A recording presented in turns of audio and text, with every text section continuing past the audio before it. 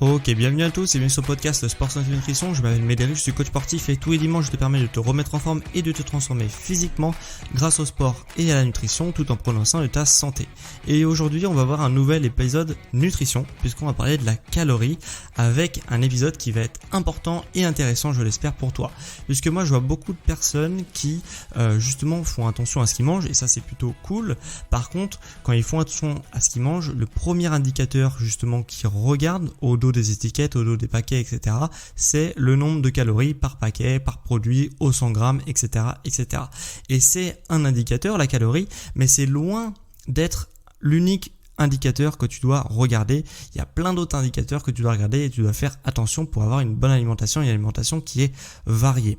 Ok, les calories, c'est un peu la phase émergé de l'iceberg. Dans un iceberg, il y a 10% de phase émergée et il y a 90% qui est sous l'eau, que tu ne vois pas. Et bien là, c'est exactement la même chose, c'est-à-dire qu'il y a plein de valeurs, plein de choses que tu dois connaître et si tu prends uniquement la calorie, tu t'attarderas sur les 10% de la phase visible de l'iceberg de la nutrition. Donc le but de ce podcast, c'est vraiment de t'ouvrir les yeux et essayer de voir de manière plus globale et plus large ce que tu manges au quotidien. Et pour justement appuyer ce podcast et pour que tu comprennes bien ce podcast, je vais m'appuyer sur un seul exemple qui est l'exemple de la perte de poids. Ça concerne pas mal de monde et j'espère que même si tu n'es pas dans ce cas de perte de poids, tu arriveras quand même trouver pas mal d'informations pour t'ouvrir l'esprit sur qu'est-ce que tu manges au quotidien. Et donc une personne qui veut perdre du poids, il y a un indicateur qui se suffit à lui-même que cette personne doit appliquer. C'est hyper simple. C'est la balance énergétique. Qu'est-ce que c'est que la balance énergétique ? C'est quelque chose de très simple, c'est qu'est-ce que tu dépenses versus qu'est-ce que tu manges. Si tu dépenses plus de calories que tu manges, tu vas perdre du poids. Si tu manges plus de calories que ce que tu dépenses, forcément tu vas prendre du poids. Et c'est pour ça que les personnes qui justement veulent perdre du poids, on leur dit fais du sport. Pourquoi ? Parce que tu vas augmenter la dépense calorique. Forcément du coup, si ta dépense calorique est supérieure à tes apports, tout simplement tu vas perdre du poids. Et c'est aussi simple que ça. Et en plus de ça, le fait de faire du sport, ça va créer de nouveaux tissus musculaires, nerveux, etc. que ton corps va devoir entretenir. C'est les muscles pompent pas mal d'énergie et du coup ton corps va avoir un métabolisme qui va s'accélérer puisqu'il aura de plus en plus de dépenses à faire même au repos. Ok, et c'est pour ça qu'on conseille aux personnes de perdre du poids. Donc c'est quelque chose d'assez simple à comprendre et l'unique indicateur de la balance calorique, donc les calories, suffit à perdre du poids. Et là, tu vas te dire, c'est un peu bizarre parce que pourtant, quand j'ai cliqué sur ton épisode de podcast, il y a marqué pourquoi ne pas faire trop attention aux calories. Et là, j'ai l'impression que tu me fais un petit peu l'apologie des calories. Eh bien oui, parce que si ton objectif est uniquement la perte de poids sans prendre en compte la santé, etc., l'unique indicateur de la balance énergétique va suffire à perdre du poids. Mais pour autant, si tu t'ouvres un petit peu l'esprit, tu vas te rendre compte que si tu fais que attention à cette valeur, tu vas passer à côté de pas mal de choses. Et c'est ça justement le but de mon podcast. Et on va essayer d'aller un peu plus loin dans le raisonnement que la balance calorique et les calories, puisque ça tu l'as compris en 2 secondes. Donc pour justement que tu comprennes et qu'on aille un petit peu plus loin, je vais te prendre des cas un petit peu extrêmes de différentes personnes pour que tu comprennes bien quel impact peut avoir ta nutrition sur justement ta silhouette et surtout ta santé derrière. Prenons l'exemple de 2 personnes, une qui va s'alimenter de manière normale, de manière équilibrée on va dire, et qui sera en déficit calorique, on va dire de 200 calories par rapport à ce qu'elle devrait manger pour être à l'équilibre, et une autre personne qui va manger pas de manière équilibrée, mais qui va manger que des sucreries. Et qui serait également à moins de 100 calories par rapport à son métabolisme. Donc ces 2 personnes mangent donc la même quantité par rapport à leur même quantité de métabolisme et du coup tu me dirais ces 2 personnes devraient perdre exactement le même poids l'une et l'autre puisque la balance énergétique est négative de 200 calories, donc forcément, elles devraient perdre un certain nombre de poids, toutes les deux de la même manière. Et en fait, non, ça se passe pas comme ça. La personne qui va manger équilibré, elle va perdre beaucoup plus de poids que la personne qui va manger uniquement des sucreries. Et pourtant, elles ont mangé le même quota calorique pour le même nombre de métabolismes, etc., etc. Pourquoi ? Parce que tout simplement, la personne qui va manger beaucoup de sucre va avoir une glycémie qui va être très très haute. Donc c'est le niveau, si tu veux, de sucre dans ton sang. Ce qui est logique, tu manges beaucoup de sucre, donc forcément dans le sang, il y a beaucoup de sucre qui va être présent. Et comme il y a beaucoup de sucre, le corps va faire appel à une hormone qu'on appelle l'insuline, et la sécrétion de cette insuline va permettre de dégrader le sucre. Sauf que l'effet secondaire de la sécrétion de cette insuline, puisque ta glycémie, ton taux de sucre dans le sang est très haut, c'est que tu vas avoir des effets secondaires, et les effets secondaires seront le stockage des calories quand tu es en surplus calorique, ce qui n'est pas le cas de cette personne-là, et également le stoppage de la fonte des graisses, puisque il y a beaucoup de sucre dans le sang, donc le corps va préférer dégrader le sucre qui est déjà présent dans le sang plutôt que de dégrader les graisses que tu aurais stockées au préalable. Ce qui fait que à la longue, si ces deux personnes s'alimentent de la même manière, donc un très sucré et un très équilibré durant plusieurs semaines, on va avoir une différence au niveau de la fonte des graisses et de la perte de poids. Donc c'est pour ça que c'est intéressant justement de faire attention et de manger équilibré et de manger sain pour son corps, puisque d'un premier côté, même avec une balance négative de la même manière sur deux personnes, on va pas du tout avoir les mêmes résultats. Et en plus de cet aspect justement de perte de poids, tu vas avoir tout un cas d'effet secondaire à la prise de sucre comme ça répété dans le temps. C'est-à-dire que déjà il y aura une frustration qui va être beaucoup plus grande, puisque pour arriver justement à un déficit calorique en mangeant que du sucre, forcément tu vas pas manger beaucoup de sucre, donc ton estomac va jamais être trop plein, parce que sinon si tu te gaves de sucreries, t'es plus à une balance énergétique qui est négative, donc forcément tu vas avoir une frustration qui va être engendrée, puisque ton estomac ne sera jamais plein et ton corps va avoir l'impression de ne jamais être rassasié. En plus tu vas avoir des sauts d'humeur, puisque quand ta glycémie sera haute, donc quand l'insuline sera présente dans ton corps pour dégrader ce sucre dans ton sang, tu vas avoir des sauts d'humeur, tu vas avoir beaucoup de fatigue, puisque ton cerveau ne sera pas stable. Le cerveau n'est pas fait pour avoir une glycémie très très très haute maintenue comme ça pendant tout le temps. Et en plus de ça, tu vas avoir quand même pas mal d'organes qui va se fatiguer, notamment le pancréas, et ça peut amener à des maladies beaucoup plus graves comme le diabète, puisque quand ton pancréas n'arrive plus à sécréter d'insuline, c'est comme ça qu'on devient diabétique. Et en plus, le sucre a été prouvé qu'il était responsable quand même sur certains cancers, notamment le cancer du sein. Donc, il faut quand même faire attention, et le fait de perdre du poids, c'est pas forcément le meilleur indicateur qui existe. Donc si tu fais attention que à ta balance énergétique et au fait de perdre du poids, la personne qui va manger que des sucres et qui est en déficit calorique va quand même réussir à perdre du poids. Donc on va se dire, ok, cette personne est sur le bon chemin, et alors qu'en fait, à côté, peut-être qu'elle est en train de se fatiguer le pancréas, peut-être qu'elle est en train de développer certaines maladies assez graves, peut-être que psychologiquement cette personne ne se sent pas bien, et pourtant, d'un point de vue extérieur, cette personne perd du poids, donc on se dirait oui c'est bon, elle est en train de réussir ce qu'elle a entrepris. Alors qu'en fait pas du tout. Si je reprends un deuxième exemple, on va prendre une personne qui mange beaucoup de sucre, mais une personne qui mange trop gras au quotidien, qui mange trop de produits avec des matières grasses en trop grande quantité, et une autre personne forcément qui mange équilibré. Quels seront les impacts, et est-ce que cette personne va pouvoir perdre du poids? Encore une fois, si ces deux personnes sont en déficit calorique de 200 calories, il y en a une qui va perdre beaucoup plus de poids que l'autre. Okay, et en plus de ça, il y en a une qui va se détruire la santé, bien qu'elle perde du poids toutes les deux. Il y en a une qui va se détruire la santé. Pourquoi? Parce que les effets secondaires d'une consommation de lipides qui serait justement trop importante, ça apporterait justement des problèmes de peau, des problèmes au niveau des yeux, au niveau oculaire, notamment les yeux secs, un système immunitaire qui est complètement à plat quand on mange justement trop gras. On a aussi des dérèglements hormonaux, puisque les lipides, la dégradation des lipides permettent la production de pas mal d'hormones, donc c'est quand même assez important de ne pas en manger trop, parce que sinon ton corps il va un petit peu vriller, si je peux dire comme ça, et on va avoir beaucoup de fatigue, forcément, quand on mange pas bien, on est généralement plus fatigué que quelqu'un qui s'alimente de manière équilibrée, et on a un risque quand même décuplé voire centuplé de maladies cardiaques et d'accidents cardiaques, donc d'arrêt cardiaque. Donc c'est vraiment pas ouf, et c'est pour ça que encore une fois c'est important que même si tu perds du poids, et cette personne qui mange peut-être trop gras mais en déficit calorique va réussir à perdre du poids, eh bien ça veut pas dire que si elle perd du poids, elle est forcément en bonne santé. Donc comme quoi, faut pas faire trop attention à sa silhouette, aux calories, etc. puisque en fait ça ne veut rien dire, c'est un indicateur, mais c'est pas un ensemble d'indicateurs qui est fiable.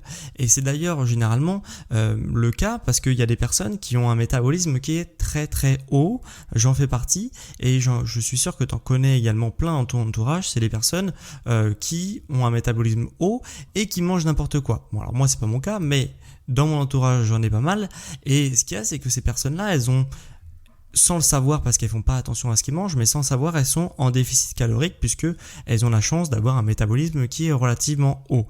Et en fait, ces personnes-là vont s'alimenter n'importe comment parce que de toute façon, elles peuvent manger n'importe comment parce que elles ont un métabolisme qui est super haut, et par contre, elles vont pas du tout manger équilibré.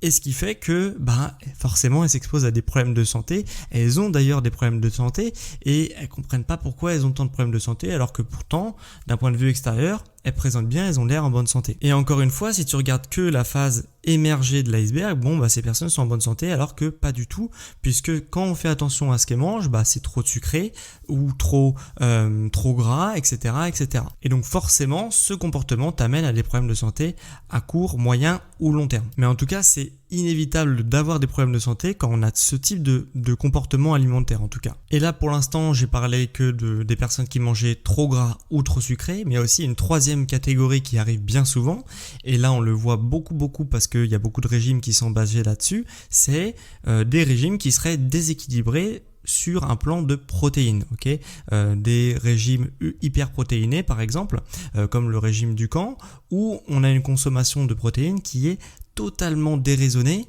et qui va également amener à des problèmes de santé. Et pourtant, les personnes qui suivent par exemple le fameux régime Dukan, ils ont des résultats extraordinaires, ils ont une perte de poids qui est absolument fabuleuse, mais ça ne marche pas sur le long terme puisque ces personnes souffrent de problèmes de santé relativement graves assez rapidement. Et pourquoi généralement ces personnes-là arrivent à perdre du poids de manière vraiment fulgurante, et il y a beaucoup de gens qui sont en surpoids ou obèses qui font ce régime-là parce que effectivement il est très efficace, parce qu'en fait les protéines, dans les régimes hyperprotéinés, les protéines ont un effet de satiété qui est extrêmement élevé. Et le problème que ont les gens qui sont en surpoids ou obèses, c'est qu'ils ont une mauvaise régulation de l'hormone de satiété. Ce qui fait que ils sont jamais rassasiés, grosso modo. Ce qui fait qu'ils mangent beaucoup, ce qui fait qu'ils sont en surpoids ou qu'ils sont obèses. Et ces personnes-là, forcément, quand ils vont manger beaucoup de protéines, ils vont être enfin calés avec pas grand-chose. Ce qui fait que forcément, d'avoir une non-abondance de nourriture et de manger normalement, forcément, elles redeviennent, entre guillemets, normales. En tout cas, pour l'IMC. Sauf que le revers de la médaille, c'est qui est vraiment assez rapide pour le coup, parce que j'ai déjà eu l'occasion de discuter avec pas mal de personnes qui ont suivi ce genre de régime, c'est au bout de 2-3 jours, tu as des tendinites, tu sais pas d'où viennent ces tendinites, mais tu commences à avoir généralement des tendinites à l'épaule, c'est le cas qui arrive le plus souvent, et après quelques jours encore, tu commences à avoir des douleurs inexpliquées au rein, entre guillemets, ces douleurs n'ont rien d'inexpliqué, c'est juste que tes reins servent à filtrer les protéines, donc comme tu en manges beaucoup trop, forcément tu commences à avoir des problèmes aux reins, ça commence à te faire des crampes, etc. Et après, on a des problèmes de santé qui vont beaucoup, qui sont de plus en plus graves, avec des palpitations cardiaques, et ça dégénère en des choses encore beaucoup plus graves que j'ai pas envie de citer, puisque c'est pas le sujet du podcast et j'ai pas envie de noircir le tableau. Mais en tout cas, le fait de manger trop protéiné peut également avoir des conséquences. Et on le voit sur des personnes qui justement font des régimes, et donc elles vont faire attention aux calories et ne vont pas faire attention à la qualité de leurs nutriments et de la variété de leurs macro et micronutriments, mais juste est-ce que le nombre de calories est bon, est-ce que et c'est juste la seule valeur qu'ils vont leur importer. Et du coup, ces régimes-là vont fonctionner, mais avec tout un tas d'effets secondaires. Et on le voit aussi beaucoup dans le sport, où les gens ont tendance à manger trop de protéines, et ont quand même des bonnes connaissances en nutrition généralement quand ils sont sportifs, et du coup ils mangent trop de protéines en faisant que attention au quota calorique pour faire une prise de masse ou une sèche, etc. Donc attention à ne pas faire trop attention justement aux calories. C'est un indicateur, c'est un bon indicateur, mais c'est pas l'unique indicateur parce que sinon tu peux t'exposer à des choses qui sont extrêmement graves assez rapidement. Donc attention à pas trop accorder d'importance à ça. Et du coup, pour finir avec ce podcast, c'est est-ce que du coup on peut perdre du poids, tu l'auras compris, en mangeant n'importe quoi. Oui, tu peux perdre du poids en mangeant n'importe quoi. Mais par contre, déjà, premièrement, ça sera plus lent et deuxièmement, tu ne seras pas à ton plein potentiel et en plus, tu t'exposeras à des choses qui sont beaucoup plus graves, comme des problèmes de santé, comme justement des problèmes au niveau psychologique qui peuvent être assez graves. L'alimentation, il y a plein de troubles autour de l'alimentation et on peut avoir aussi des troubles au niveau musculo-squelettique, comme des tendinites à répétition, comme des choses. Donc, sur tous les aspects de ta vie, que ce soit au niveau de la santé physique, la santé mentale et la santé sportive, entre guillemets, au niveau de la performance que ton corps pourrait produire, eh bien, tu t'exposes à des risques si tu fais uniquement attention aux calories. Donc, faire attention aux calories, ça peut être intéressant. Je dis pas que c'est pas intéressant, puisque comme tu l'as vu, ça définit quand même si tu perds du poids ou si tu prends du poids. Mais avant de faire attention aux calories, moi, ce que je t'invite, c'est à faire attention à tout un tas de choses avant de faire attention aux calories. Tout un tas de choses en plus que j'ai déjà traité sur mon émission, donc dans les anciens épisodes. Et ces choses-là, c'est l'équilibre acido-basique, l'indice glycémique, j'en ai un petit peu parlé aujourd'hui, les micronutriments, la balance oméga 3, 6, 9, les fondamentaux de l'entraînement. Et après, une fois que tu as tout vu ces différents sujets, eh bien, tu peux faire attention aux calories. Ça, il restera encore beaucoup de sujets à développer, mais disons que tu auras quand même une bonne base sur comment est ton alimentation et à partir de ça, tu pourras faire attention aux calories dans un second temps et pas en amont. Donc voilà, j'espère que ça t'aura ouvert les yeux sur l'intérêt des calories parce qu'elles ont un intérêt, mais que ça te permet d'ouvrir un petit peu l'esprit sur voilà, il existe tout un tas de choses hormis les calories à faire attention avant de faire attention aux calories, sinon tu peux t'exposer à des choses qui sont beaucoup plus graves. Et attention à ne pas manger trop sucré, trop gras ou trop protéiné puisque ça peut vraiment avoir des répercussions qui sont sur du court terme assez graves. Donc si cet épisode t'a plu, moi ce que je t'invite c'est de mettre 5 étoiles sur les applications de podcast. Donc si tu m'écoutes sur Spotify, tu peux mettre 5 étoiles. Si tu m'écoutes sur Apple Podcast, l'application de podcast d'Apple natif, eh bien tu peux mettre aussi 5 étoiles. Tu peux également écrire un avis sur l'émission via l'application Apple Podcast. C'est ce que d'ailleurs ont fait 2 personnes cette semaine et je vais maintenant te lire leur avis. On a tout d'abord Flo7Z via l'application de Suisse, d'Apple Podcast Suisse, qui me met sujet intéressant et varié, explication simple, 5 étoiles. Donc voilà, merci à toi Flo7Z pour ton évaluation 5 étoiles. Et on a aussi SosoFR qui me met toujours intéressant et très instructif sur l'alimentation, la santé et sur le sport. Donc merci à toi SosoFR pour cette évaluation 5 étoiles. Donc comme je te l'ai dit précédemment, toi aussi tu peux mettre un avis sur l'émission 5 étoiles de préférence pour soutenir mon travail, mon entreprise et justement tu as juste à te rendre sur l'application Apple Podcast. Donc si tu as un iPhone, un iPad, un machin, tu peux mettre 5 étoiles et écrire un avis sur l'émission. Et je me ferai un plaisir de te lire la semaine prochaine. Et petite dernière chose avant qu'on se quitte, sur ceux qui veulent que je les suive au quotidien, sur un plan sportif, sur un plan nutritionnel pour atteindre beaucoup plus vite leurs objectifs avec des plans d'accompagnement au quotidien, sache que tu peux prendre rendez-vous avec moi pour ce type d'accompagnement. Ça se passe soit en description, soit sur mon site. Tu peux prendre rendez-vous directement en ligne et on se fera un petit visio en ligne. Donc, soit sur mon site, soit en description, tu as mon agenda en ligne et sur mon site internet, je répète, c'est sportsanténutrition.com pour justement prendre rendez-vous avec moi. Donc, c'était un plaisir de te faire ce podcast sur les calories et pourquoi il ne faut pas trop faire attention aux calories. Et quant à moi, on se retrouve dimanche prochain à midi pour un prochain épisode sur le sport et la nutrition. Sur les sportifs intelligents.